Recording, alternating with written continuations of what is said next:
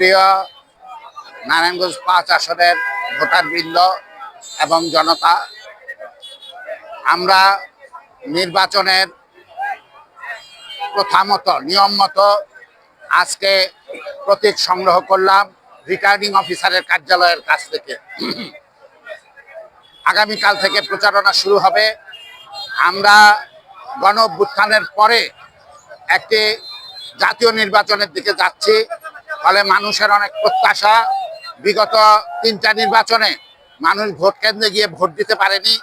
এবার মানুষ একটা অবাধ এবং কোনো রকম বাধা বিপত্তি ছাড়াই ভোট দিতে পারবে, এটা জনমনের আকাঙ্ক্ষা। ফলে আমি প্রশাসনের প্রতি আহ্বান জানাবো, যাতে নির্বাচনকে কেন্দ্র করে যে নিয়ম বিধি আছে সেটা শক্তভাবে সেটা অনুসরণ করে। একটা লেভেল প্লেইং ফিল্ড, বিশেষ করে নির্বাচনগুলিতে আমরা দেখতে পাই যে লেভেল প্লেইং ফিল্ড থাকে না। অনেক প্রার্থী কোটি কোটি টাকা নিয়ে নামেন, নির্বাচনী নীতিতে যতটুকু টাকা খরচ করার কথা তার থেকে 10 গুণ 20 গুণ 100 গুণ পর্যন্ত খরচ করেন।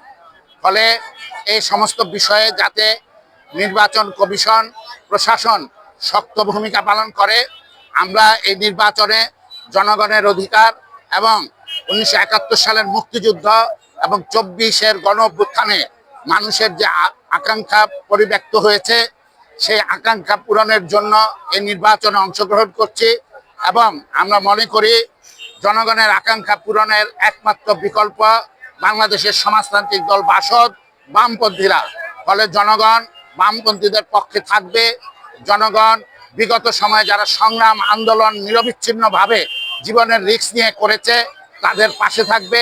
সেই হিসাবে আমি এই ৫ আসনের ভোটারদের প্রতি আহ্বান জানাচ্ছি, আমাদের মার্কা মই, সে বিষয়টি আপনারা খেয়াল রাখবেন ভোট দেওয়ার ক্ষেত্রে।